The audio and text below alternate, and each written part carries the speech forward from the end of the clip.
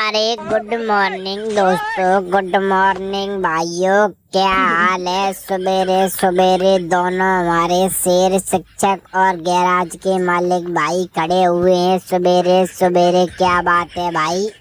कहीं जाने आने की प्लानिंग हो रही है क्या भाई? तो मुझे भी ले चलो भाई, मेरा भी ऑफिस से मन भर चुका है भाई। डेली सुबह सुबह जाकर वहाँ पर काम धंधा करना।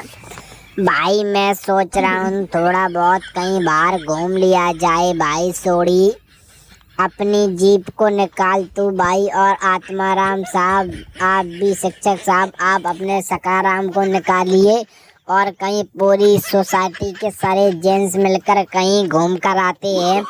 बहुत दिनों से कहीं प्लान नहीं बना है जाने का, इसलिए कहीं घूम कर आते हैं। तो आत्माराम जी, क्या आप अपना सकाराम निकालने के लिए तैयार हैं? अगर आप तैयार हैं तो आपको मिलते हैं सीधा 10 करोड़ रुपए और आप बनेंगे करोड़पति। आत्माराम जी, खैर मजाक की बात छोड़िए दोस्तों।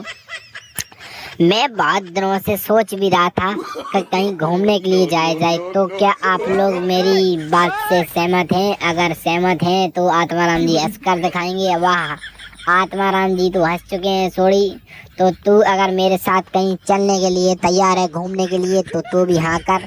और हम लोग किसी दिन एक दिन जब छुट्टी ले लेंगे ऑफिस से, मैं भी और सोड़ी तू भी अपने 11 से छुट्टी ले लेना, और आत्माराम आप भी अपने गोकुलधाम सोसाइटी, मतलब आपका ऑफिस ही मान लो, तो आप अपने ऑफिस से आप भी छुट्टी लीजिएगा। और अय्यर साहब और जेठलाल और पोपटलाल जी को भी बताया जाएगा और उनको साथ लेकर हम तो चलेंगे कहीं घूमने फिरने के लिए।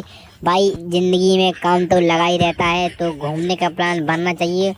और एक न्यू पराठा सोड़ भाई, तो मैंने आज तेरे घर से खुशबू बहुत अच्छी आ रही थी ना सोड़ी। मुझे लगता था कि रोशन भाभी ने कई पराठे बनाए हैं तेरे लिए भाई, जो कि इतनी ज़्यादा खुशबू आ रही थी कि मैं तो भाई क्या खुशबू थी भाई। तेरे नसीब में ही है नया पराठा और नई नई डिश, नई नई लस्सी। और आत्माराम भाई तुम्हारे उसमें भी है लिस्ट में, बट मेरी किस्मत में भाई, फूटी किस्मत मेरी किस्मत में तो करेले का जूस ही लिखा हुआ है। तो मुझे तो भाई करेले का जूस ही पीना पड़ेगा। उसके लिए मुझे चाहे कुछ भी करना पड़े, मेरा अपना करेले का जूस से तो मन हटेगा नहीं भाई।